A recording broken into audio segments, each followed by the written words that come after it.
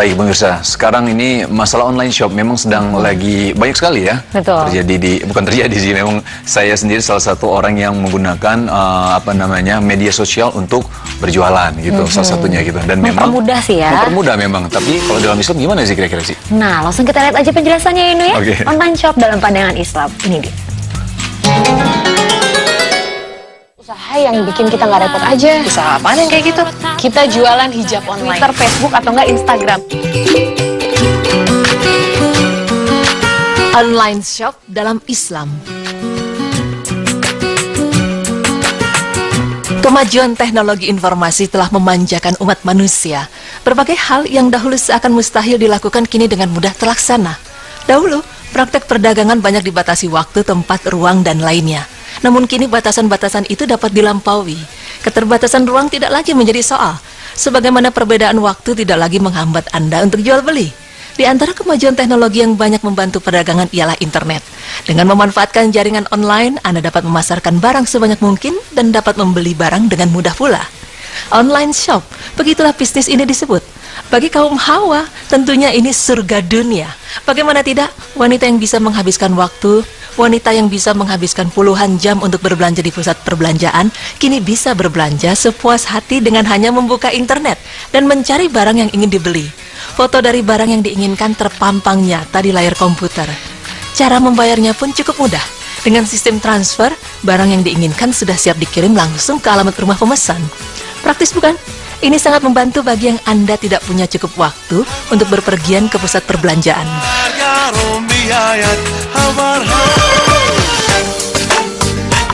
Walau demikian, bukan berarti Anda bebas menjalankan jual beli sesuka hati.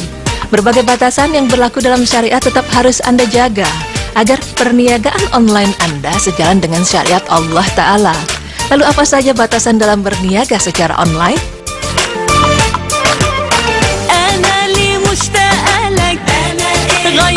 Pertama, produk halal. Kewajiban menjaga hukum halal haram dalam objek perniagaan tetap berlaku, termasuk dalam perniagaan secara online.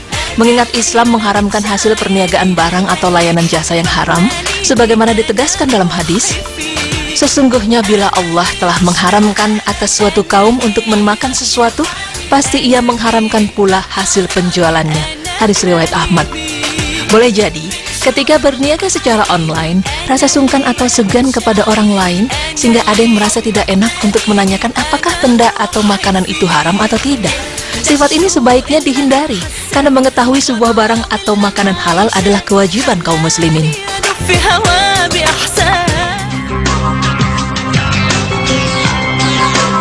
Kedua, kejelasan status Anda. Di antara poin penting yang harus Anda perhatikan dalam setiap perniagaan adalah kejelasan status Anda. Status di sini apakah Anda sebagai pemilik yang berwenang menjual barang, ataukah Anda hanya menawarkan jasa pengadaan barang dan jasa ini dengan menyaratkan imbalan tertentu atau pemasok?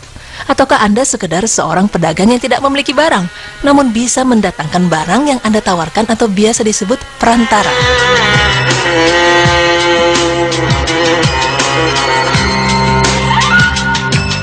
Hal ini sangatlah penting karena ada hukum yang berbeda bagi status yang Anda emban tersebut.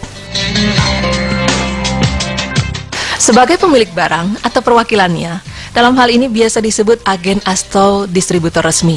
Secara prinsip pada posisi ini, Anda boleh menjual barang secara offline atau online, sebagaimana Anda juga dibenarkan untuk menjualnya secara tunai atau secara kredit dengan harga yang Anda tentukan atau sesuai kesepakatan. Karena Anda memiliki relasi yang luas atau kemampuan sebagai pemberi layanan pengadaan barang. Karena Anda memiliki relasi yang luas atau kemampuan pengadaan barang yang memadai, mungkin Anda menawarkan jasa ke orang lain untuk pengadaan barang yang mereka butuhkan. Lalu Anda meminta imbalan, maka hukumnya adalah halal, asalkan nominalnya jelas dan disepakati pada sejak awal transaksi. Hal ini berdasarkan sabda Rasulullah SAW, kaum muslimin senantiasa memenuhi persyaratan mereka. Hadis riwayat Abu Daud, Hakim Baihaqi.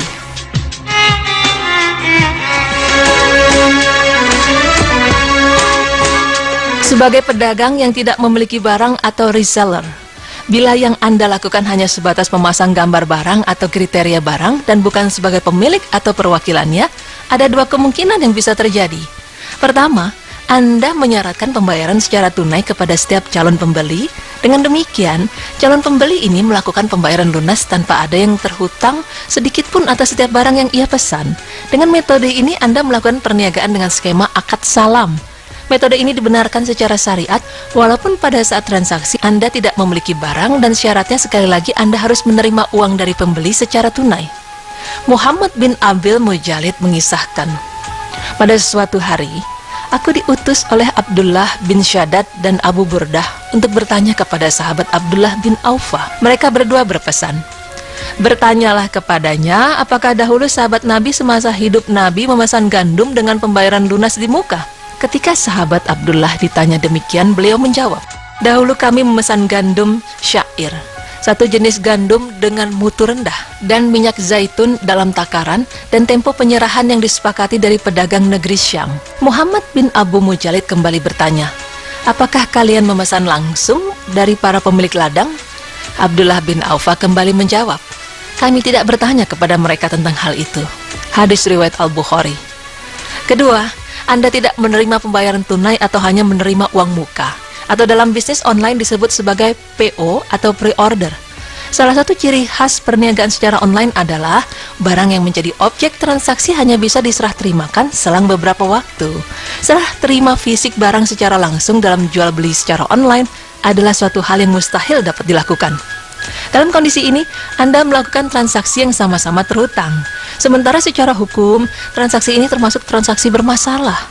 Imam Ahmad bin Hambal berkata bahwa tidak ada hadis sahih satupun tentang larangan menjual piutang dengan piutang. Akan tetapi kesepakatan ulama telah bulat bahwa tidak boleh memperjualbelikan piutang dengan piutang. Ungkapan senada juga diutarakan oleh Ibnu Munzir.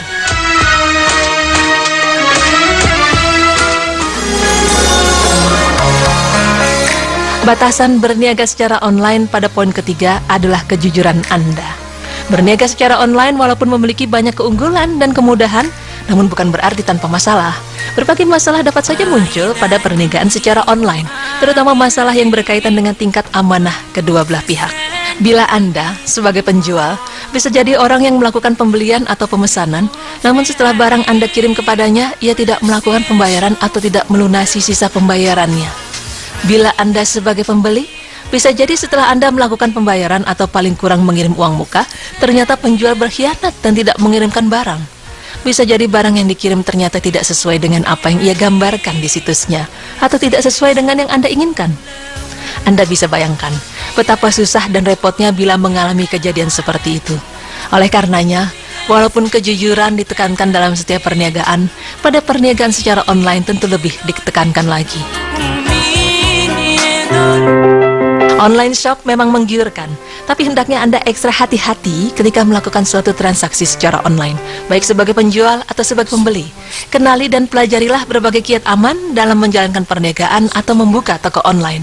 Semoga tayangan kali ini dapat membantu Anda dalam berniaga secara online. Bintang makhlukmu, mentari rembulan, tunduk taat padamu.